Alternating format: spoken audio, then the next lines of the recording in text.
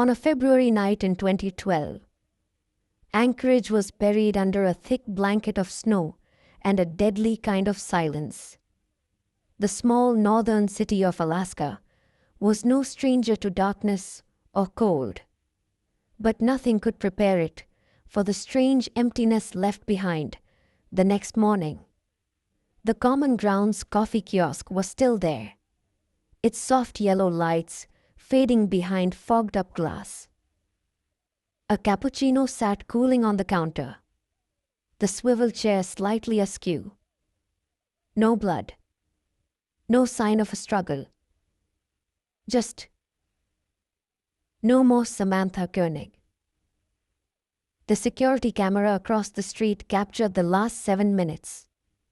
A man in a dark jacket, face hidden under a hoodie. He walked in, placed an order. Samantha smiled, turned away. But when she turned back, something shifted in her eyes. For just a split second. A blink. No panic. No scream. Just recognition. As if she saw something she wasn't supposed to. As if the ending had already been written, and the performance was only just beginning. He pulled a gun. No one heard a scream. No sound escaped the walls. She was forced through the side door.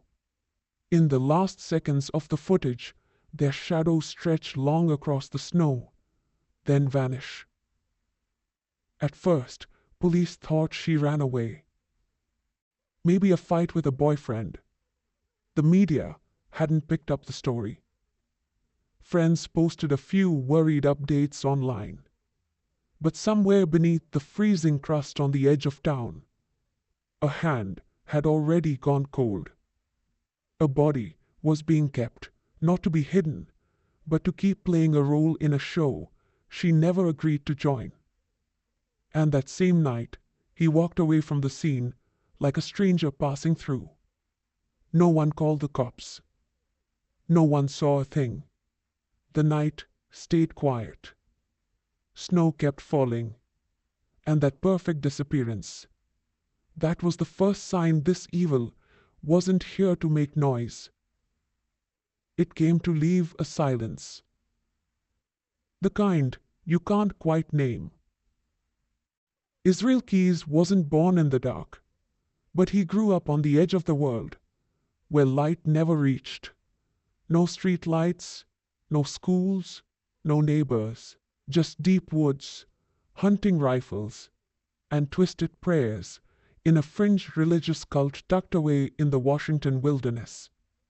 His family, parents, and a swarm of children moved from state to state, avoiding contact with modern society.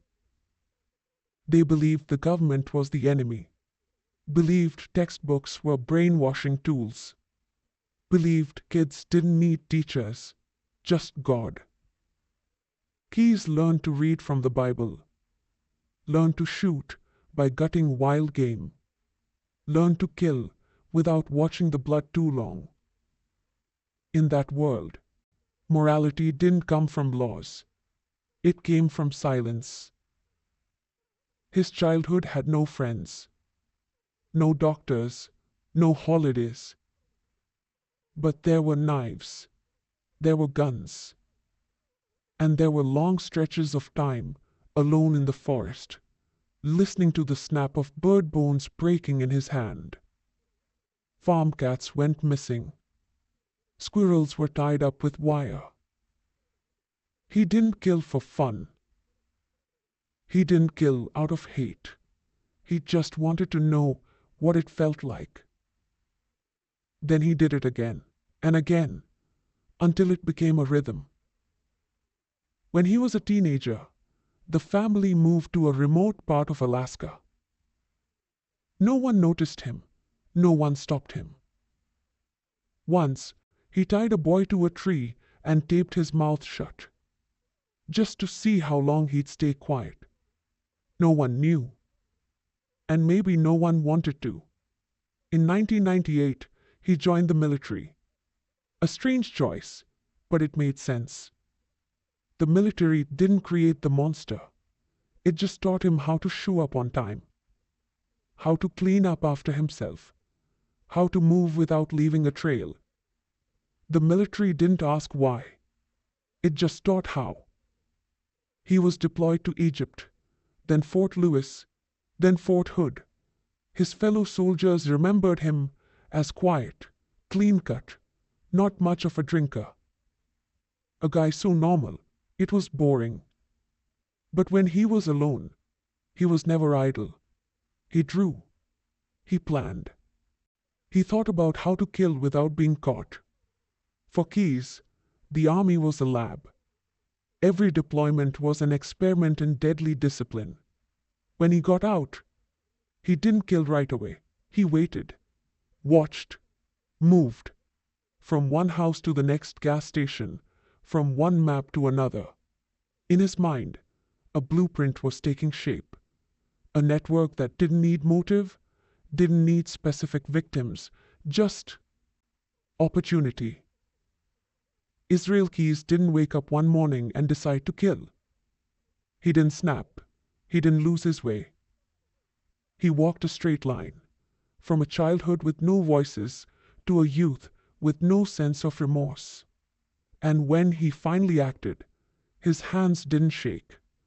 Because to him, it wasn't a first time, just the next step on a path drawn by a hand no one could see. A path no one else would dare walk. And he had always been at home in the dark. Israel Keyes didn't leave a trace, not because he was good at running, but because he was never standing where anyone thought to look. He didn't kill neighbors, didn't stalk his targets, didn't go online to find victims. He picked them by one principle: random, unfamiliar, unconnected. The only things he needed were time, distance, and the absence of light.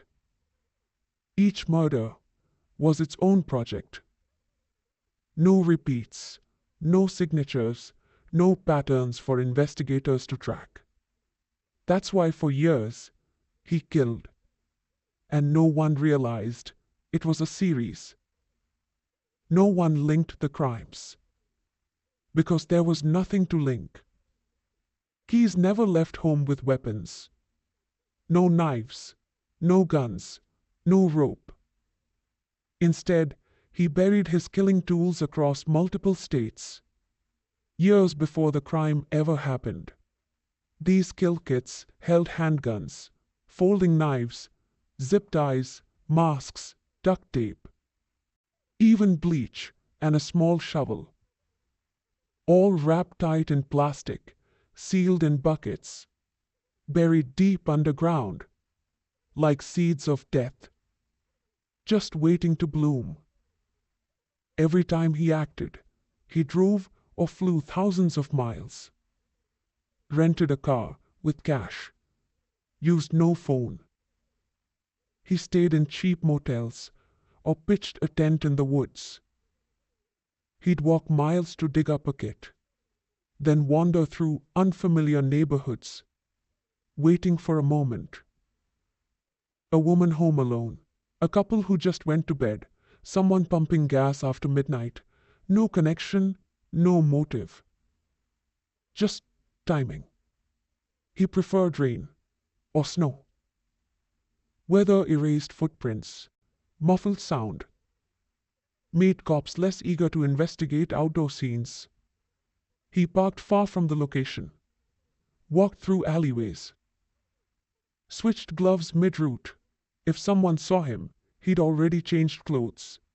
If a camera caught him, he was hooded, head down, posture altered. Those tiny details. That's why he stayed invisible for a decade. After each kill, he didn't celebrate. Didn't keep souvenirs. Didn't brag. He returned the tools to their place, reused them, or buried them again. Then he drove back to the motel, showered, slept. Next morning, he had breakfast, left the city, tossed the burner phone in the trash, as if nothing had happened. He didn't kill back to back. Sometimes months, sometimes years in between. But in the gaps, he was still planning. Marking maps, using Google Earth to scout burial sites, writing coded notes. Every act premeditated, like a cold script running quietly in his head. The scariest part, there was nothing odd about Keyes on the outside. No one called him weird. No one thought he was violent. He didn't hide well because he had something to hide. He just didn't leave anything behind. Death came from absence, not noise. He left no DNA. Didn't bite his victims. Didn't rape. Didn't call. Didn't journal. Didn't film. No sexual motive. No financial motive. No revenge. For Keyes, killing was a high-level operation. The less residue, the more perfect the crime. And when it was over, he walked away like he'd just solved a complex equation, one with no words, but the right answer. To the world, those deaths were strange accidents. To the cops, they were dead-end mysteries. But to Keyes, they were clean programs running at full efficiency. No glitches, no repeats, no echo. There was only one thing all his victims had in common. They never saw him coming. And by the time they realized, they never got the chance to tell. Essex, Vermont. A town so quiet, people didn't bother locking their back doors. The ash trees lining the streets leaned gently in the early summer breeze. On a June evening in 2011, 2 people vanished, and no one noticed. No screams, no broken glass, no signs of a struggle. Just. The next morning, Bill and Lorraine Currier didn't show up to work. No one called the police. No one thought something terrible had happened. They were simply absent. Everything in the house was untouched. Wallets, phones, food in the fridge. No forced entry, just one window on the ground floor slightly ajar. A detail so small the cops thought it was the wind. No blood. No broken furniture. No suspicions. And the case slipped quietly into the archives. It wasn't until over a year later, when Israel Keyes was arrested in Texas and began to talk, that the couple's names surfaced again. Not in a missing persons file, but in his own voice, flat, mechanical, like someone reading assembly instructions, step by step, precise, cold. He said he chose Vermont because it's quiet. No one notices strangers. He drove thousands of miles from Alaska, rented a car locally, used Google Earth to pick the perfect house. Isolated. No dogs. No street lights too close. He dug up a kill kit he'd buried 2 years earlier in the nearby woods. Inside, handgun, zip ties, flashlight, duct tape, a shovel. He broke in at midnight. Bill and Lorraine were asleep. He woke them with a flashlight straight to the eyes. No yelling, no immediate violence. He told them it was a robbery. Said if they cooperated, they'd be fine. They believed him. Tragically, they believed him. He tied them up, drove them to an abandoned farmhouse he had scouted and cleared in advance. Bill tried to fight. Keyes shot him, 1 round to the head. Lorraine was left tied in the basement. She saw everything. He raped her, then strangled her. He buried their bodies behind the house, burned their belongings, erased the scene. No one saw. No one heard. Months later, the house was demolished by the city. No one knew it had once been a crime scene. No evidence, no fees. Nothing left to exhume. When asked why he confessed to that one, Keyes shrugged. I thought it was clean enough to talk about. Of all his confessions, the Currier case was one of the few he told in full, like a template for perfection. Random targets. No connection. No motive. No bodies. No suspicion. To the world, Bill and Lorraine were just two people who once existed. To their family, they were a wound with no answer. To the cops, they were a file with pages missing. But to Keyes, they were a success, a program executed with perfect precision. No drift, no revision. No one heard them die. No one saw them dragged from their bed. And if Keyes hadn't spoken, the world might never have known they had lived at all. A death with no sound and no alarm. Just two names quietly crossed off the employee roster the next morning. No funeral, no goodbye, just gone, as if they were never there, and that's the kind of kill Keyes called perfect. Anchorage, Alaska. Night of February 1st, 2012. Temperatures below -10°C. Wind slicing through the ice like silent blades. Inside a small coffee kiosk called Common Grounds, 18-year-old Samantha Koenig was working the late shift alone. A quiet night. No customers, no sound. Just a few more hours till her shift ended.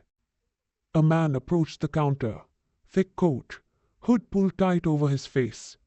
He motioned for a drink. Samantha turned to make the coffee, never seeing the gun being drawn.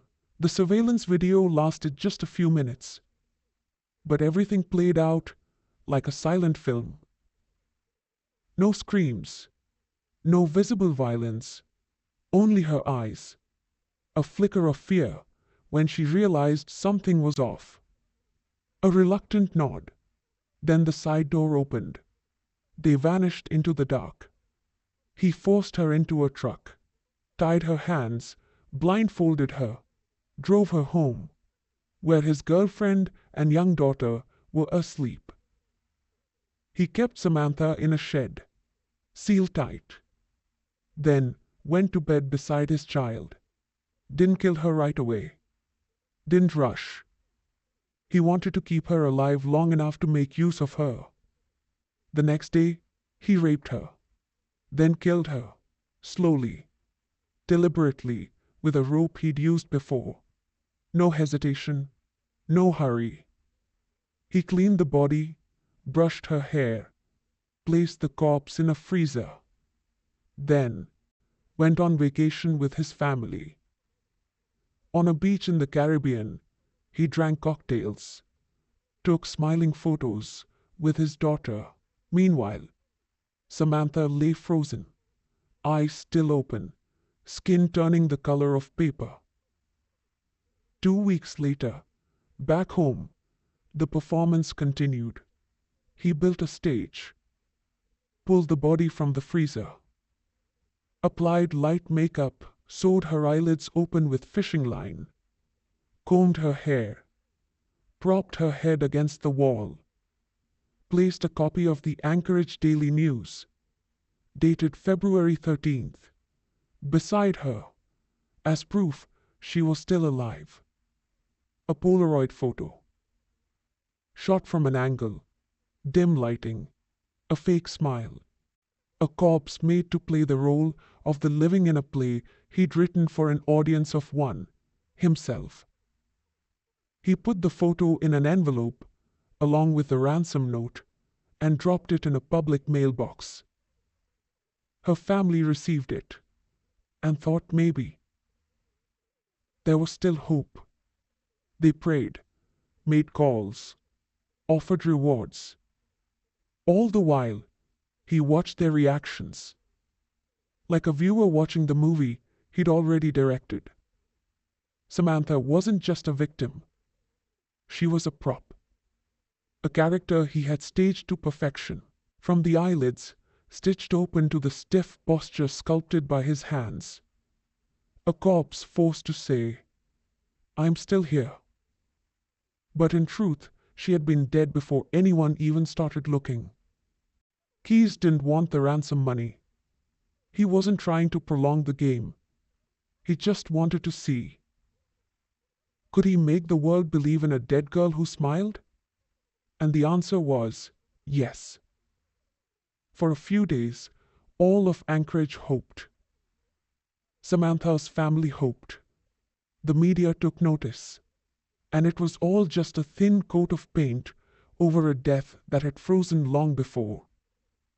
After taking the photo, he dismembered her body, placed the pieces in trash bags. In the dark, he dropped them into the Matanuska River, its water so cold it held everything still at the bottom, like a moving grave. No flowers, no coffin, no goodbyes. All he left behind was a newspaper, a photo, and a fracture no one could see, that somewhere in a snow-covered city, a girl had been murdered, kept on ice, forced to smile, to serve a performance staged by a man whose name the world didn't yet know.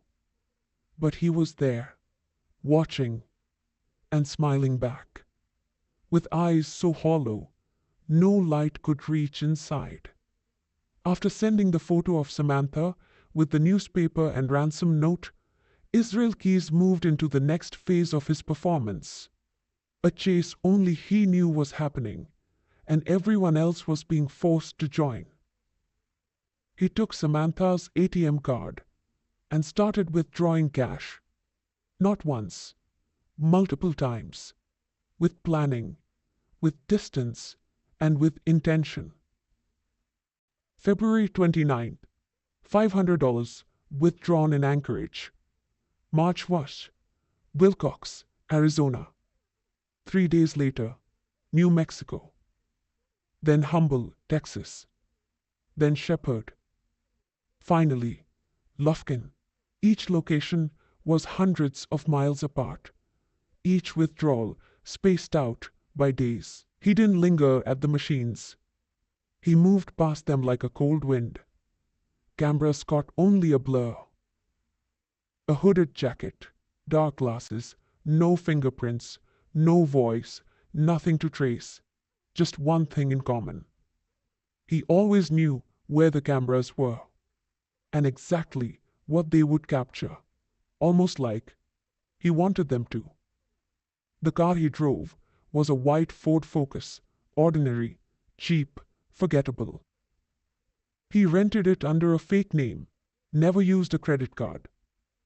Cash only. Phone? No. He used burner phones, disposable and gone. GPS? Disabled. Every detail had been pre-programmed, from gas station stops to rest intervals. He didn't sleep in major hotels, just truck stops, roadside motels, or sometimes a tent in the woods. In the trunk, masks, rope, guns, wigs. But on this trip, he wasn't planning to kill. He was just pulling the string. To law enforcement, it looked chaotic, disconnected. They didn't think this was a seasoned killer on the run. They thought this might be someone new, just getting started. But the truth was the opposite. Keyes wasn't beginning. He was winding down. This wasn't the first time he ran. It was the first time he allowed himself to be seen. The FBI traced every camera, each image pinned to a giant map. A trail of faint footprints across the country. But no one knew where it would end. No one knew what waited after the next withdrawal.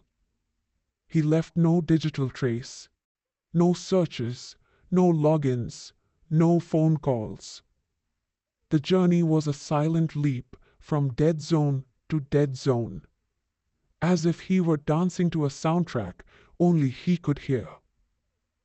Each time money landed in the account, he withdrew the maximum limit, never more, never less. Precise, like a banker reconciling his books. That drove the FBI mad. They couldn't find the flaw. No mistakes, no cracks. Just that same silhouette. The slight hunch, uneven gait, black hoodie, repeating in every ATM video like a taunt. Public alerts went out. License plates flashed on TV screens. But he didn't stop. Each withdrawal was a quiet provocation. Not overt, not loud, but deliberate. As if he were drawing the map in reverse. Not to find the road, but to see how long it would take for them to catch up. And even with hundreds of agents, dozens of cameras, and thousands of hours of data, the FBI couldn't close the gap. He wasn't fast, he was just ahead. One beat, always one beat ahead. Until March 13, 2012. Lufkin, Texas. The white Ford Focus was pulled over. No chase, no gunfire, no shouting. When officers approached the window, he just looked at them, as if he'd been waiting for this scene all along. Like an ending already written. He didn't lose. He simply stopped, because the game had reached its final move. And now, it was his turn to speak, in a way only he knew how to make people listen. March 13, 2012. Lufkin, Texas. A foggy morning. A white Ford Focus pulled over on the roadside by a local patrol officer. No sirens. No high-speed chase. Just a soft stop. As if the driver had decided it was time for the curtains to fall. The officer approached. Inside the car, a man in a black hoodie sat with his head bowed. No reaction. No gun drawn. No attempt to flee. When asked to step out, he opened the door slowly, raised his hands without hesitation. Bare wrists, silent, like someone used to being cuffed. His name, Israel Keys. No prior record, no mental health history. Not on any FBI watch list. But in the trunk, a hard plastic mask, dark wig, a Ruger 22 semi-auto, handcuffs, a folding knife, rubber gloves, and a stack of cash. Most of it withdrawn from Samantha Koenig's ATM card. Everything he needed to kill again was ready. But he didn't use it, not out of hesitation, but because he didn't need to anymore. At the local police station, Keys didn't ask for a lawyer, didn't ask why he'd been stopped, didn't protest, didn't slam fists or shout injustice. He just sat down, back straight, stared at the white wall like he was waiting for it to turn into a screen. The cops didn't understand the FBI hadn't arrived. But one thing was clear. He wasn't like any killer they'd seen before. A few hours later, he began to speak. Not because he was coerced, not because he was cornered. He just started talking, calmly, like someone describing a fishing trip. No regret, no tears, no laughter. He recounted the most horrifying acts with the flat tone of a technician. Precise, undisturbed. He told them about Samantha, about the abduction, the freezing, the staged photo. Every detail made investigators' skin crawl. But he didn't stop there. When he saw the stunned faces around him, he gave a faint smile, like testing how much truth someone can survive. The FBI quickly stepped in. They didn't know what they were dealing with. A killer for money? For revenge? For delusion? But the answer lay in Keys' eyes. None of the above. He killed for nothing. No emotion. No reason. No backstory. He killed because he could.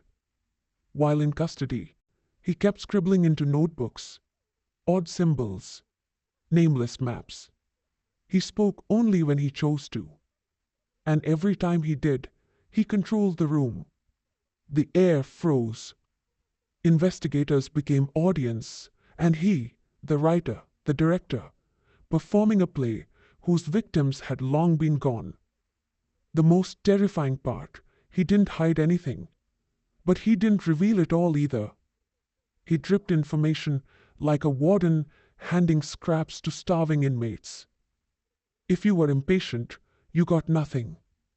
If you could sit with the silence, you might hear a fragment of the dark. When asked, "Why didn't you resist arrest?" he simply said, "Because I was at the end." One simple line, but inside it, an entire campaign of murder orchestrated by a mind that never missed a beat. He knew when to start. He knew when to stop. And he chose the day to be caught. Not because he lost, but because it felt like the right time to talk. The hunt for Israel Keys didn't end in gunfire or screaming. No explosions. No blood. Just a man opening his car door, raising his hands, and stepping into the second act of his performance. An act where we, the public, became the audience. And he, still the storyteller, sitting in a room with no light, smiling for no reason at all. The interrogation room is always small. 4 white walls, a cold metal table, 2 chairs facing each other, a single camera, dead in the ceiling, waiting for movement. But when Israel Keys walked in, it stopped being an interrogation room. It became a stage. He didn't deflect, didn't deny, didn't show remorse. He simply told. One case at a time. Out of order.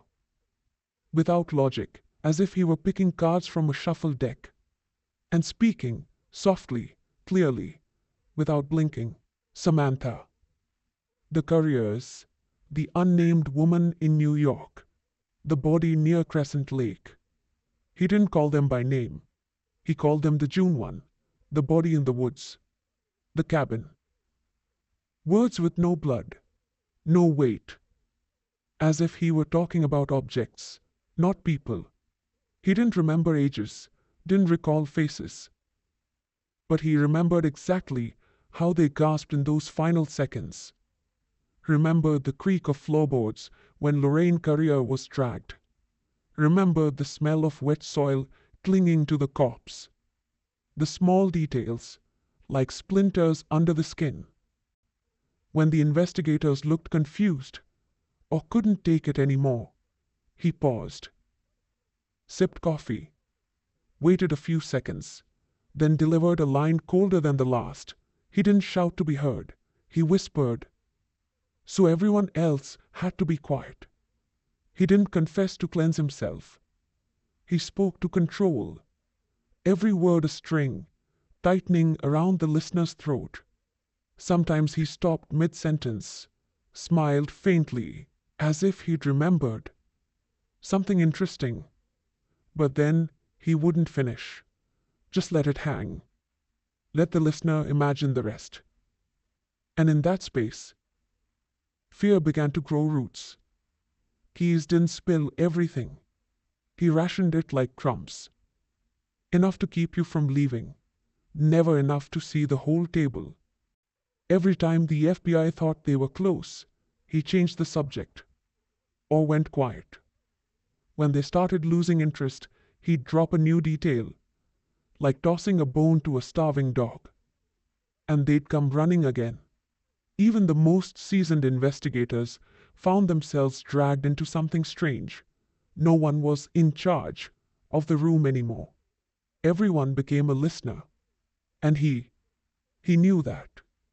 One time, He spoke of a case in Oregon. No missing person file, no clear victim. But he described in detail how he pulled a woman from her car, cuffed her, took her into the woods, strangled her. When the FBI checked, there was a vague report about a missing woman that year. No one had linked it to a crime, not until he spoke. When asked why he didn't stop after Samantha, when he knew he was being hunted, he looked the investigator in the eye and said, "I don't work like that. I don't kill based on emotion. I kill based on a plan. And if there's still an unused kit, I'm still killing." The interrogations went on for weeks. Each day, he gave a little more. A new bloodstain. Another memory. No excuses. No apologies. Just narration. As if there were a list in his head that needed reading. A performance in which he was the only actor. And we, the audience, locked in a room with no windows. Once, he looked up and asked, "Are you afraid?" No one answered. He smiled, nodded, turned back to the wall. Silent. Israel Keyes didn't need to raise his voice to be terrifying. He only needed to speak. And the terrifying part was, you believed him. Not because he was convincing, but because his calm was too real to fake. He didn't dominate the room with muscle, not with rage. He dominated with silence, with a terrifying calm, and with the stories he dropped like poison into still water. Stories of death, told like bedtime fables. But these stories had no happy ending, only darkness. And him, sitting at the center of it, smiling, as if no one ever really left. The interrogation room was cold as steel, and in it, truth didn't spill. It bled, one slow drop at a time. But what unsettled investigators the most wasn't what Israel Keyes confessed to. It was what he hinted at, then left hanging. Fragments of death with no names, no dates, no witnesses. He confessed to each murder the way someone might recall a faded camping trip. But in between the verifiable moments were loose details, hazy, half-formed, impossible to tell if they were fact or fiction.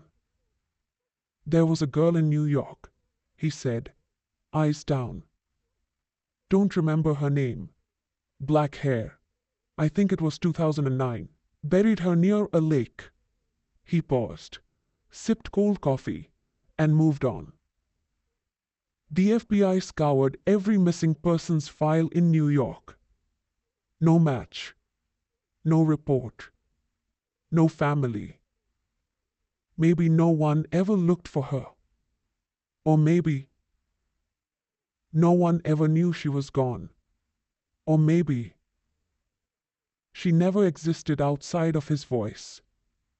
But the terrifying part was, to Keyes, existence didn't matter. Only the act of killing did. Names, identities, families. Those were concerns for the world after the blood had dried. He once described a hiker he encountered in the Washington mountains. An impulsive attack, no motive, no robbery, no anger. He left the body somewhere in the woods, where winter would bury the ground under layers of frost so deep they wouldn't thaw until the next season. He wasn't sure how old the man was. Maybe 30? Maybe 40? He shrugged.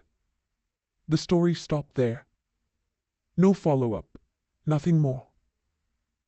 Investigators pushed. He smiled, shook his head. "I don't always keep the details. I don't need them. What he kept was the burial site, how the body was disposed of, the final sound the victim made. But names, addresses, faces, no. To Keyes, victims weren't people. They were targets, a test for the system he'd built. Death was a metric of precision, nothing else. The no-record murders drove the FBI mad. How do you investigate a murder when no one even knows someone died? How do you reconstruct a past when only the killer remembers it existed? Keyes used society's indifference as a weapon. People no one noticed, no one called, no one sought justice for. To him, they were perfect prey. No echo, no tears, just Mahita sir gone.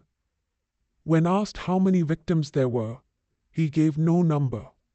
But in his final cell, they found a drawing made in blood. 11 skulls, each with hollow eyes, no names, no memories. The FBI believes that's the minimum count. Keyes didn't confirm, didn't deny. He just left it there. A blank space for others to fill with fear. One investigator once said, "We can't confirm how many people he killed, not because he lied, but because he didn't need to tell the truth." Most serial killers leave a signature, a pattern, a message, a need to be noticed. Keyes did the opposite. He killed like a technician. Left nothing. Was noticed by no one. And moved on. As if nothing had happened. What lingers is not detail, but distortion. In the dark he left behind, no one knows what's real. No one is sure of anything. Except this. Some people died. And maybe some are still dying inside his memory, where he is the only one who remembers, and the only one who doesn't care to share. That silence is the deepest stain. Anchorage Correctional Complex, Alaska. December 2012. Outside, the snow fell thick as ash. Like the stage was being buried before the curtain could close. Inside, beneath yellow lights flickering against stained white walls, Israel Keyes decided to end the performance he had directed for over a decade. That morning, the guards called out. No response. They unlocked the door. He was there, not fully alive, but not quite cold yet. Wrist slashed to the tendon. A bedsheet wrapped around his neck. Looped between the bars of a bunk bed. Death came quietly. But the cell was not silent.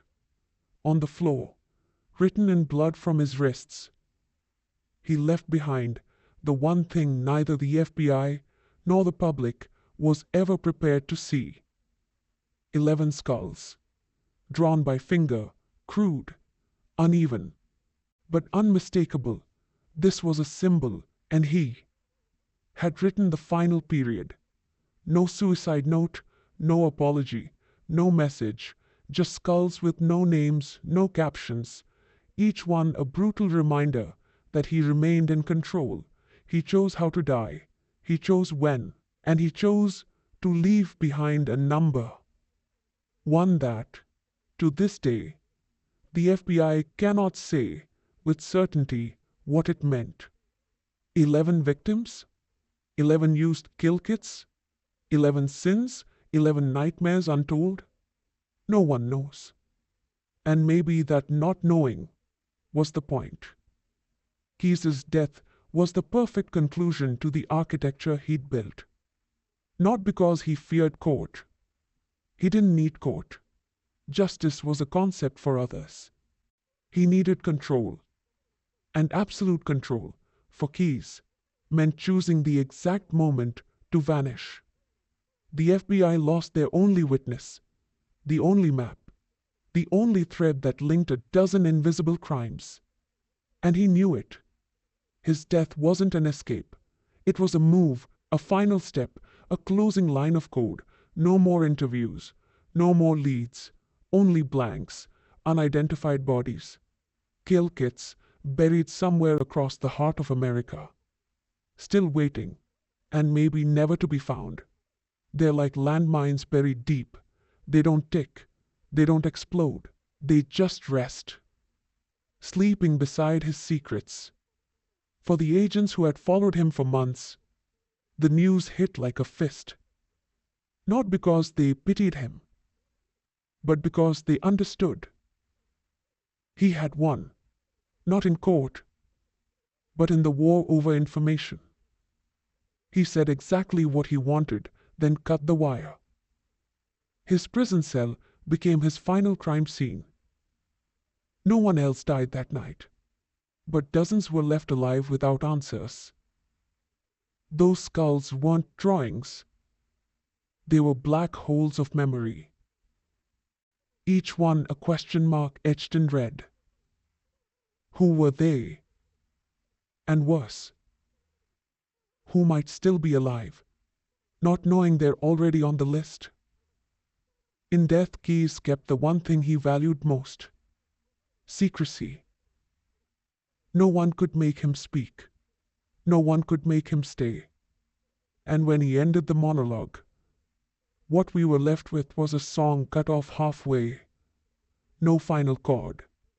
A death like a story abandoned mid-page, then folded, then burned. No one read it all, no one knew it all, but everyone felt the cold at the back of their neck. And somewhere out there, beneath frozen ground, there are still names never spoken aloud. And he exited the stage on cue. No bow, no applause, only silence. A silence that bled skulls. After Israel Keyes took his own life, the FBI didn't close the case. They widened it. Because with his death, the door to the truth wasn't shut. It was locked from the inside. What he took with him wasn't guilt. It was the map, the coordinates, the list. Investigators began chasing fragments, sliced up confessions, scrawled maps, meaningless symbols in a notebook. Audio recordings so faint they sounded like static. But the deeper they went, the clearer it became. Keyes hadn't left behind a trail. He left a labyrinth. No entry point, no center, no way out. He had once spoken of kill kits, murder supplies buried across the United States, each kit a crime waiting to happen, or one that already had. Some were recovered: guns, masks, knives, zip ties, bleach, shovels, and sometimes date-stamped notes. But those were just the ones they found. How many more are still out there?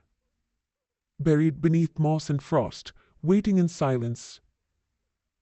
The FBI mapped out everywhere Keyes had traveled.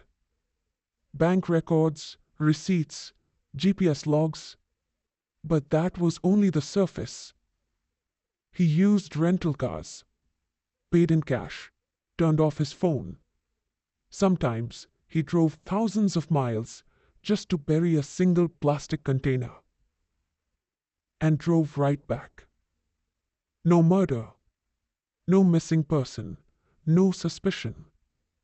But years later, someone near that spot would disappear. The problem was, no one knew where to begin. Because Keyes had no pattern. He didn't kill close to home, didn't target a specific type, left no signature. He could murder a couple in Vermont, then months later abduct a young woman in Alaska, and vanish. On paper, two worlds. But in his mind, two dots connected by a wire buried beneath snow. Agents revisited old missing persons files. Hundreds, thousands. searching for victims that matched his vague descriptions. A white woman traveling alone. A man with a tattoo on his arm. Red shoes left near a lake. Details adrift. No dates, no fixed locations. Just puzzle pieces that would never be enough. What stalled the investigation wasn't that Keyes lied. It was that he never told the whole truth. He didn't fool the FBI with fiction. He fooled them with fragments, just enough to make them believe. Then silence. Every story he told was a hallway. But at the end, there was only a blank wall.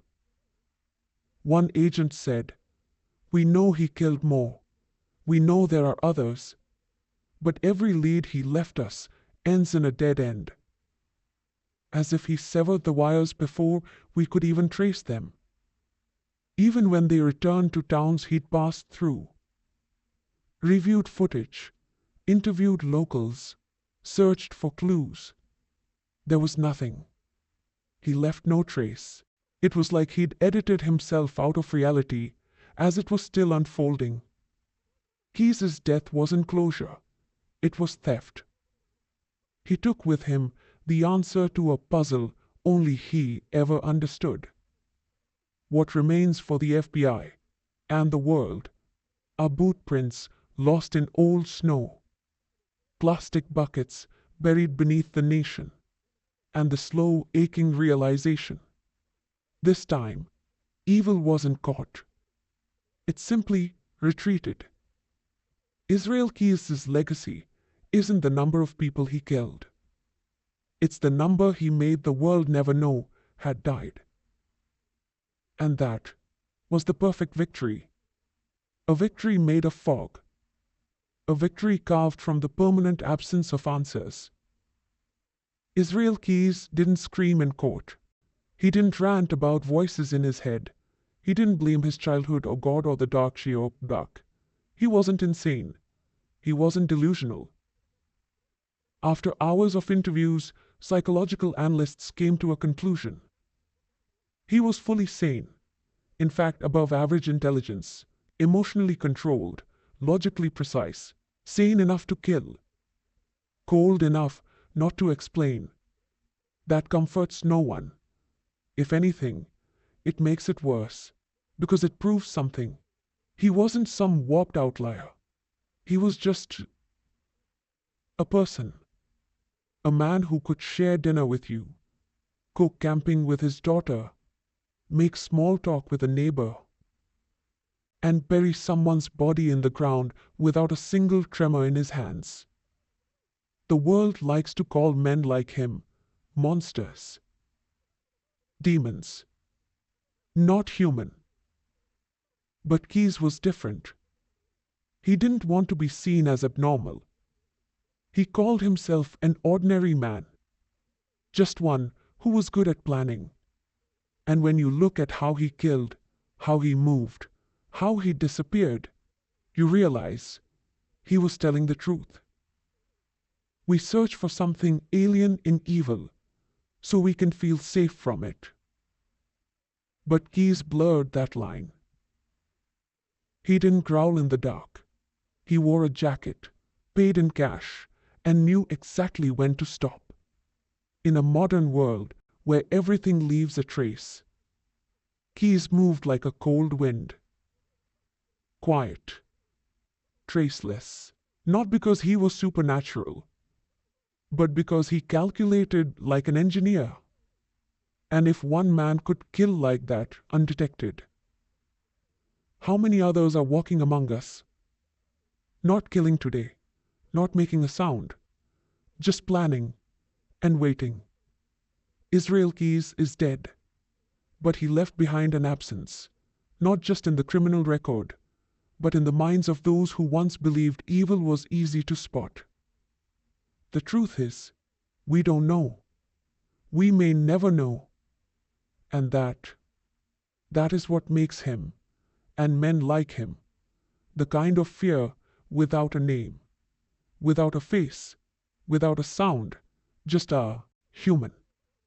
Some stories don't need an ending because they are the crack that never stops spreading through consciousness. The case of Israel Keys is one of those cracks. Not because it was too bloody, but because it was too quiet. No screams, no warnings, nothing left behind but a silence that sinks deep into the mind. Keys didn't just kill, he made people question their own ability to recognize danger. He forced us to ask, if someone like him could live among us, pitch a tent in the woods, shop for groceries, drive next to you on the highway, then what else is waiting beneath the flat surface of daily life? Maybe the real fear doesn't live in the knife. Maybe it lives in the space between unexplained absences, in the people who go missing without anyone looking, in the bodies still waiting for names. Thanks for staying with me to the end of this journey. A journey that doesn't lead to truth, but opens the door to even more questions. And maybe that is the only fitting ending to a real-life nightmare. If you enjoyed this video, don't forget to like and subscribe. I look forward to seeing you in the next one. He wasn't terrifying because he killed. He was terrifying because he made me realize evil can live quietly in someone who smiles, who camps, and who knows exactly when to disappear. Do you think he was the only one? Leave your thoughts in the comments.